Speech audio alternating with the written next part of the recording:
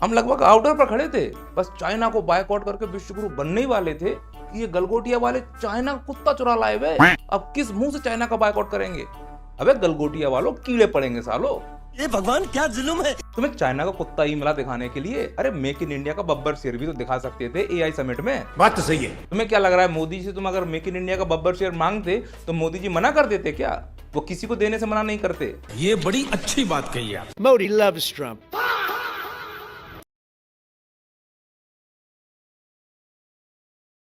जब तक हमारे देश के नेताओं के भाषणों में सिर्फ दिखावटी विजन रहेगा और जमीन पर अव्यवस्था, तब तक मैं चिल्ला चिल्ला कर ये बोलूँगा कि हमारा सिस्टम झूठा है। और नेताओं के विजन अगर तुम सुन लो चुनावी भाषणों में तो ऐसा लगता है कि आसमान फाड़ के अंतरिक्ष में पहुंचा देंगे, और ज़मीनी हकीकत थू है ऐसी स्थिति पे। यकीन नहीं है तो इनका पहले विजन सुनो। हमने रोड बनाने में स्पेस टेक्नोलॉजी का उपयोग किया है। तो ये है इस विजन की हकीकत। ठीक इसी प्रकार से अगर बच्चियों की सुरक्षा की बात आए तो सरकार का विजन क्या है, सुनिए। बेटी बचाओ बेटी पढ़ाओ अभियान सुनने में कितना अच्छा लग रहा है, लेकिन इस देश में हकीकत क्या है वो भी देख लीजिए। तो मैं क्यों ना कहूं कि ये सिस्टम झूठा है। संतुष्ट नहीं हूँ क्योंकि उन्होंने मेरी बेटी को तड़प तड़प के मारा है और मेरी बेटी का कसूर कुछ भी नहीं था। इतना ही नहीं, विदेश नीति को लेकर हमारा विजन सुनिए। कि हम ऐसा हिंदुस्तान बनाना चाहते हैं ताकि अमेरिका वीजा लेने के लिए लाइन में खड़ा रहे। सुना आपने विजन? अमेरिका का तो पता नहीं, लेकिन वास्तविक स्थिति भारत की कुछ ये हो गई। Modi is a great man. He loves Trump. Any different? I don't want to destroy his political career, okay? तो मैं क्यों ना कहूं कि हमारा सिस्टम झूठा है। वो अभी हाल ही में दिल्ली में जो एआई समिट हुई थी उसको लेकर हमारा विजन सुन लीजिए। 21वीं सदी में भी भारत के युवा इनोवेट फॉर ग्लोबल गुड की उस यात्रा पर तेजी से आगे बढ़ रहे हैं। आप देखिए। और स्थिति जो अंतर्राष्ट्रीय स्तर पर हमने थू करवाई है, थू का स्क्वायर करवा दिया है, एक्चुअली हमने अंतर्राष्ट्रीय स्तर पर बद पिटवा दी है। देख लीजिए स्थिति।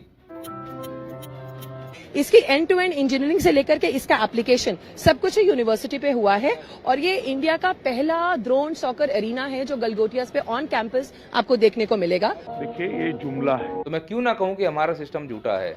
जो हमारे देश की इस दुर्दशा के लिए जिम्मेदार है, मैं तो कॉलर पकड़ के उनसे क्वेश्चन पूछूंगा। दोस्तों, बात ये किसी पार्टी के समर्थन या विरोध की नहीं है, बात हमारे देश के विकास की है, बात हमारे देश की संप्रभुता की है, बात हमारे देश के विजन की है। जब इनसे खिलवाड़ किया जाएगा तो देश से बढ़कर कोई पार्टी नहीं है, देश से बढ़कर कोई नेता नहीं है। सवाल तो पूछे जाएंगे और हम पूछेंगे। अरे अब तो आंखों की पट्टी खोलो और समझो कि इन नेताओं ने चुनाव के समय जो हमें विजन दिखाए और जो वर्तमान में व्यवस्थाएं दी हैं, इनमें बहुत बड़ा अंतर है भाई। तो इसी अंतर की वजह से आज ये हमारा सिस्टम कोलैप्स करता जा रहा है। और इस बड़े अंतर के पीछे का प्रमुख कारण है झूठ। झूठ इस देश में बोलना और सुनना बड़ा आसान हो गया है, और इसलिए झूठ आसानी से बोला जाता है क्योंकि झूठ बोलने पर कोई गंभीर अपराध की धाराएं दर्ज नहीं होती हैं। इसीलिए जो मर्जी जिसकी मर्जी जब चाहे तब झूठ बोल देता है। उसका परिणाम यह है कि विजन में कुछ और है और जमीन पर कुछ और है। हालांकि मोदी सरकार की उपलब्धियों को नजरअंदाज नहीं किया जा सकता, उसकी एक लंबी लिस्ट है। लेकिन बात अगर झूठ की हो तो ये कहना बहुत जरूरी है कि दिख रही योजनाएं, ये विजन है, जमीन पर कितनी अप्लाई हुई है इसकी जानकारी कोई लेना ही नहीं चाहता। हमको केवल ये बताया जाता है कि ये देखो हमने ये प्रयास किए। कभी हमने ये नहीं पूछा कि इन प्रयासों को जमीन पर तुमने कितना अप्लाई किया। और ना ही मोदी जी ने कभी प्रेस कॉन्फ्रेंस करके हमको बताया है, क्योंकि हमें पूछने की आदत ही नहीं थी और ना ही आदत हमारे अंदर डाली गई। अगर पूछने की आदत होती तो ये वीडियो बनाने की नौबत ही नहीं आती और ना ही ये सिस्टम आज कोलैप्स कर रहा होता। आप ये देखो कि जितनी भी सरकार की योजनाएं हैं वो कागजों पर मजबूत दिख रही हैं, पर रियलिटी ये है कि मोदी सरकार की अधिकांश योजनाएं जमीनी स्तर पर बिल्कुल फेल हो चुकी हैं। उनकी एक लंबी लिस्ट है, फिर वो चाहे डिजिटल इंडिया हो, स्किल इंडिया हो, मेक इन इंडिया हो, स्मार्ट सिटी हो, नमामि गंगे हो। आप देखो कहीं पर भी इन्हें सफलता मिलती हुई नहीं दिख रही है। झूठ के दम पर शासन में बने हुए हैं और हमें इन्हें झेलना पड़ रहा है। तो अब अगर इस महामानव को हमने और लंबे समय तक झेला तो कागजों पर ही विकास दिख जाएगा, जमीन पर कुछ नहीं दिखेगा। जैसे कागजों में लिखा है 18 नए एम्स बनाए गए हैं, बिहार वालों को भी लग रहा है कि उनके यहाँ एम्स बन गया है, लेकिन जमीनी हकीकत क्या है आप खुद देख लो। सालों में सिर्फ ये एक गेट को तैयार किया गया। अब न्यूज में बना है या नहीं बना है, लेकिन महामानव की नजरों में कागजों में बिहार का ये एम्स कंप्लीट हो चुका है, वहाँ इलाज भी चल रहा है, पैसे की सप्लाई भी हो रही है। सोचो कितने लेवल का भ्रष्टाचार है। ये सब क्यों हो पा रहा है? झूठ के दम पर। ऐसे ही महामानव ने एक और विजन दिया है हम लोगों को कागजों पर कि भारत को एआई रेवोल्यूशन वाला देश बना देंगे। ये व्यक्ति बोल रहा है एआई रेवोल्यूशन के लिए। इस व्यक्ति का पूरा जीवन मंदिर मंदिर करते निकल गया, धर्म जाति की राजनीति करते निकल गया। इस व्यक्ति के चुनावी भाषण उठाकर देख लो, मंगलसूत्र, मुजरा, मटन, मुसलमान से ऊपर सोच नहीं पा रहा है। वो हमसे कह रहा है, विजन दे रहा है कि हम भारत को एआई रेवोल्यूशन बनाएंगे। ऐसे लोग जो अनपढ़ हैं, जिन्हें शिक्षा का कोई ज्ञान नहीं है, जब वो एआई की बात करें और भारत में एआई समिट हो तो ऐसे ही रायता फैलता है। आप यहाँ पर हमें जो है धक्का मुक्की कर रहे हैं, आप यहाँ पर माहौल खराब कर रहे हैं। जब इन लोगों से हम बात करते हैं तो ये हाथापाई करते हैं। पता है, ये देखिए, ये देखिए शक्ल देखिए इनकी, ये देखिए। हालांकि ये रायता एआई समिट के पहले दिन फैला था, बाद में स्थितियां सुधार ली गई। 20 फरवरी तक ये समिट चलनी थी। बड़ा प्रश्न यही है कि पहले दिन ये रायता क्यों फैला? जवाब सीधा है कि हम इसके लिए तैयार नहीं है। इस एआई समिट के दो प्रमुख उद्देश्य थे। पहला, मोदी जी की रीलबाजी अच्छे से हो जाए। दूसरा, निवेशकों को आकर्षित किया जा सके। अभी हमें पैसे की बहुत जरूरत है। भारत के अधिकांश राज्य अगर देखो तो कर्जे से चल रहे हैं, तो कैसे भी करके पैसा आए, उसके लिए हमें ये मूल्यांकन नहीं करना है कि एआई का भारत के युवाओं पर क्या इम्पैक्ट पड़ेगा। युवाओं की सोच कौन रहा है, क्योंकि इस देश में युवा इन्वॉल्व ही नहीं है एआई रेवोल्यूशन में। धर्म और नफरत की राजनीति इतनी बड़ी हो गई कि युवा के अंदर साइंटिफिक टेम्परा है ही नहीं है। वो रोबोट बनाने के नहीं सोचता है, वो सोचता है कि कैसे हम लठबाज बन जाएं, क्योंकि उसको लगता है कि उसी के ऊपर दायित्व है अपने धर्म को बचाने का, अपनी जाति को बचाने का। तो एआई इनोवेशन हुआ या नहीं हुआ है, नफरत का इनोवेशन इनकी सरकार में दम से हुआ है। रिजल्ट ये रहा सामने। राहुल गांधी कान खोल के सुन ले, अगर दोबारा ऐसी घटना हुई तो तेरे घर में घुस के हम गोली मार देंगे।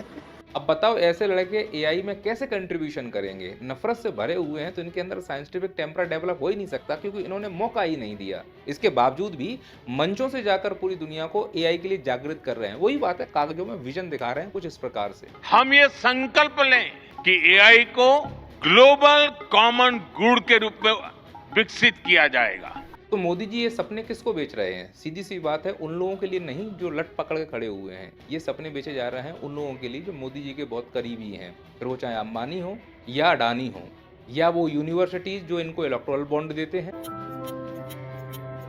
या वो देश जहां इस महामानव के लिए स्वागत के लिए रेड कारपेट बिछा दिया जाता है।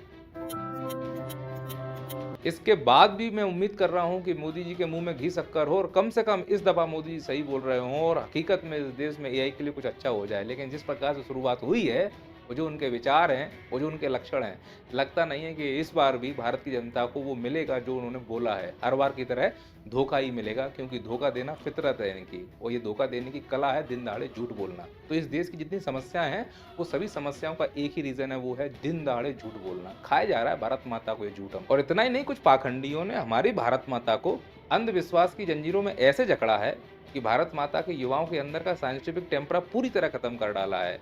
आज बच्चियां सुरक्षित नहीं है, नोच खाए जा रहे हैं, और दुर्भाग्य देखो उन्हीं लोगों का हम सम्मान कर रहे हैं, उनकी रैलियों में, पंडालों में जाकर उनको सुन रहे हैं, क्योंकि वो मन से आकर बस इतना झूठ बोलते हैं कि हम भारत माता के बेटे हैं, हम सच्चे देशभक्त हैं और हम मान लेते हैं। हमने कभी पलट के ये नहीं पूछा कि अगर तुम सच्चे देशभक्त हो तो फिर देश की हालत कैसे हो रही है, जो तुम बोलते हो वो काम पूरा क्यों नहीं हो पा रहा है? क्योंकि झूठ के दम पर देश चल रहा है, और सिस्टम के लिए झूठ ही जिम्मेदार है, और आप और हम भी जिम्मेदार हैं कि उस झूठ पर हम यकीन कर लेते हैं।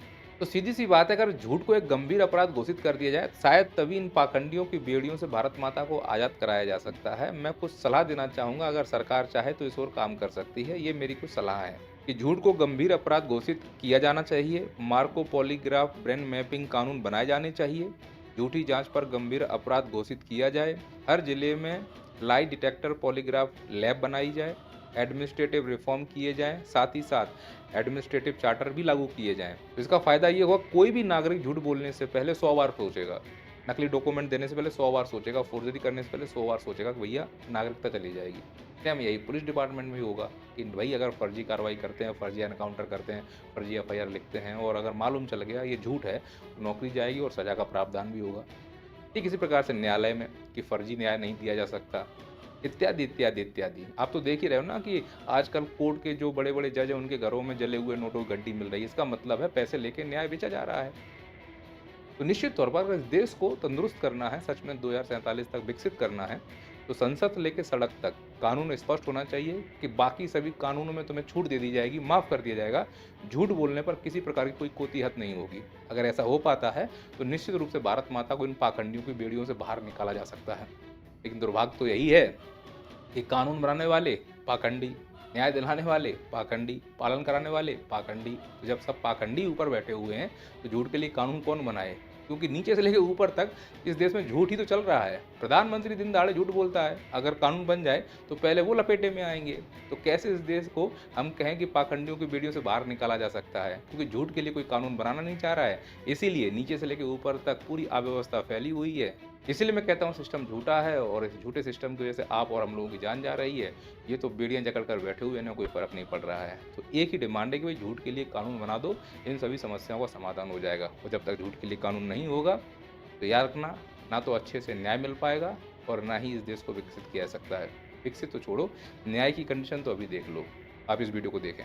सर 103 नंबर को रिक्वेस्ट करना चाहते हैं।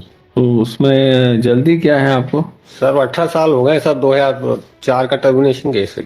मगर ये आपका फाइनल सुनवाई के लिए है? जी बिल्कुल फाइनल सुनवाई। समय मिलेगा तो करेंगे, ठीक, अदरवाइज बाकी केसेस काफी हैं। जी जी समझ रहे हो, 18 साल हो गए हैं फिर भी न्याय नहीं मिला है। जैसा आप कह रहे हैं कि समय मिलेगा तो न्याय देंगे, 50-50 साल से पेंडिंग है। क्यों हो रहा है? क्योंकि कभी गवाह पलट जाता है, कभी सबूत नहीं मिलते हैं, कभी पुलिस आलस कर जाती है। भाई कानून बना दो भाई झूठ का। जब सब सच बोलेंगे तो फिर सच ये भी है कि 1 साल के अंदर न्याय मिलना चाहिए, ऑस्ट्रेलिया और सिंगापुर की तरह, है ना। कमियां हैं, उन वैकेंसियों को भरा जाए, जो पद खाली उनको भरा जाए, पदों को स्वायत्तता दी जाए।